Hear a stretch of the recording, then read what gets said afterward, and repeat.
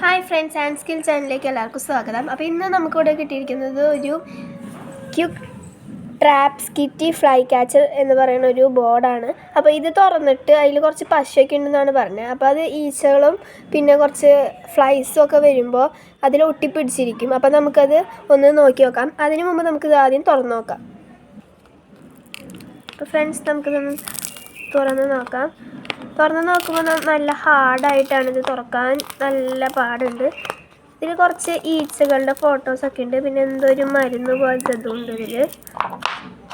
അപ്പോൾ ഫ്രണ്ട്സ്, നമ്മളിത് തുറന്ന് നോക്കുമ്പോൾ ഈ ഭാഗത്ത് എന്തോ ഒരു മരുന്ന് പോലത്തെ എന്തോ ഒരു ഇതുണ്ട്.